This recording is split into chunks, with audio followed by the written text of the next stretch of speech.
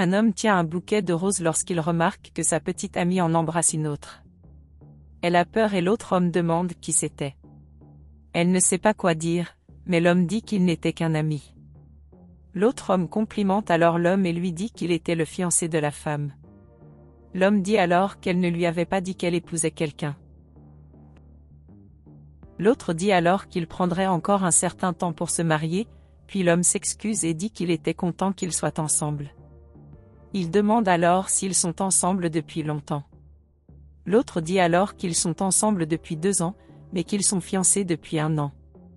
L'homme dit alors qu'il était très heureux qu'ils soient bien ensemble et qu'elle semblait être une personne qui le respectait beaucoup. L'autre dit qu'il était très heureux avec la femme car elle ne le tromperait jamais. L'autre demande alors si l'homme voulait aller avec eux, prendre une tasse de café, mais l'homme dit qu'il ne voulait pas déranger les deux. L'autre dit qu'il ne dérangerait rien, car le meilleur moment qu'ils passaient ensemble était la nuit. L'homme rit alors de la situation et l'autre dit qu'ils pourraient passer un bon moment ensemble. Il dit ensuite à la femme qu'elle était très timide et dit que cela devait être parce qu'elle n'avait pas présenté son ami auparavant. L'homme dit alors que la femme était très timide depuis ses années d'école. Il demande ensuite si la femme ne verrait pas d'inconvénient à ce qu'il les accompagne et l'autre dit que ce ne serait pas un problème. Elle a ensuite dit que tout allait bien et que l'homme pouvait partir. L'homme dit alors que s'il n'avait pas de problème avec ça, il irait avec eux. L'autre dit que tout allait bien, puis ils se dirigent vers un café. Plus tard, ils prennent un café et l'homme demande comment se déroulent les préparatifs de leur mariage. L'autre dit alors qu'il avait presque fini les préparatifs, mais que tout le problème était dans la maison qu'il allait acheter, car ils étaient encore en train de le planifier. L'homme dit alors qu'il est impressionné par eux, car ils avaient déjà une maison où vivre.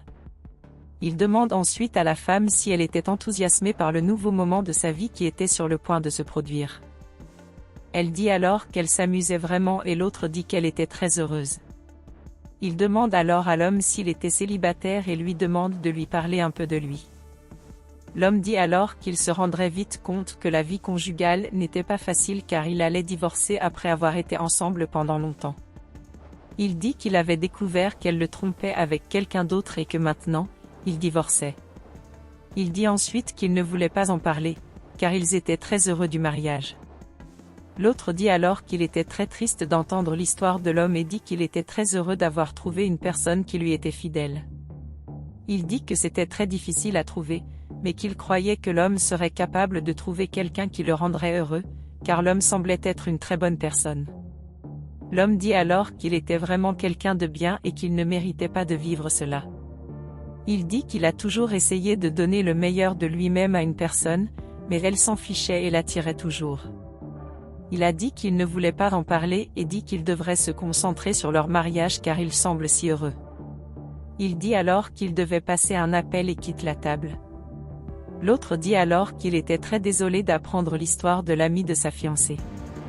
Il dit que l'ami de sa fiancée semblait être une très bonne personne et qu'il ne méritait pas de passer par là, mais que trouver une personne fidèle était une tâche très difficile de nos jours. Elle dit ensuite que c'était vraiment une triste histoire. L'homme appelle alors sa belle-mère et lui demande si sa femme était à la maison. La belle-mère dit que sa fille était à la maison, mais qu'elle prenait un bain. Elle essaie alors d'imiter le bruit d'une douche pour essayer de tromper l'homme.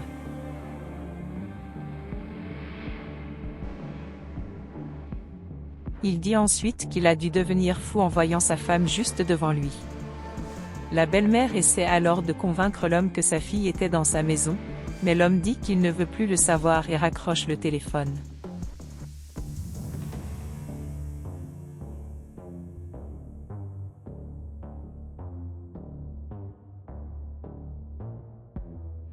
Il retourne ensuite à table et l'autre demande si tout allait bien.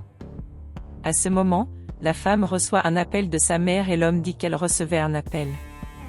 Il dit ensuite qu'il n'a pas parlé à la mère de la femme depuis longtemps et lui dit de répondre au téléphone. L'autre dit qu'elle pourrait y répondre, mais elle dit qu'elle n'y répondrait pas à ce moment-là. Il demande ensuite pourquoi sa fiancée a raccroché le téléphone et dit que cela devait être quelque chose d'important. À ce moment, la mère de la femme appelle à nouveau et une autre lui dit de répondre au téléphone. La femme répond alors au téléphone et sa mère demande si l'homme était vraiment avec elle. Elle a dit que l'homme avait dit qu'il la voyait, mais qu'il n'en était pas sûr.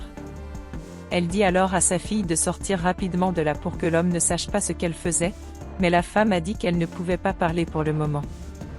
Elle essaie alors de le cacher et dit que sa mère était très drôle, mais qu'elle ne pouvait pas parler à ce moment-là.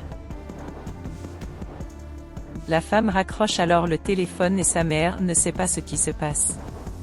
Elle se demande alors ce qu'elle allait faire et a l'idée d'aller rencontrer sa fille. L'autre demande s'il s'est passé quelque chose, mais elle dit non.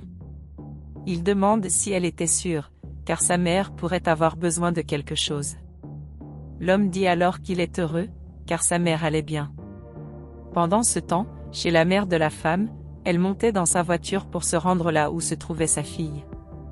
L'homme demande alors quelle est la date de leur mariage et l'autre dit que même si tout est presque prêt, quelque chose tourne toujours mal et ils ne peuvent pas fixer de jour. Il dit que tout a déjà été payé pour la cérémonie, au cours de laquelle quelque chose a toujours mal tourné lors de la fixation de la date du mariage et ils ont fini par ne pas se marier. L'homme dit alors que ces choses arrivaient toujours, car les mariages étaient toujours compliqués. La femme dit qu'il avait raison, c'était beaucoup de petits détails qui faisaient toute la différence. L'homme s'emporte alors, mais à ce moment, la mère de la femme apparaît.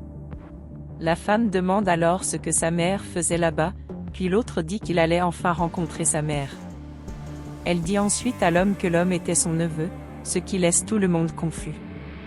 La femme dit alors à sa mère d'arrêter de parler, puis l'autre dit qu'il n'a pas compris cela. Elle essaie de le déguiser mais l'autre homme dit qu'il n'était pas son neveu, mais le fiancé de la femme. L'homme dit alors qu'il en a assez et souhaite bonne chance à l'autre homme de la famille dans laquelle il entre. L'autre homme demande alors pourquoi et dit qu'il avait besoin de savoir ce qui se passait là-bas.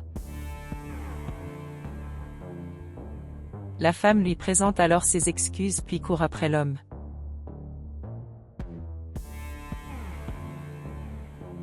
Elle demande à l'homme de lui pardonner.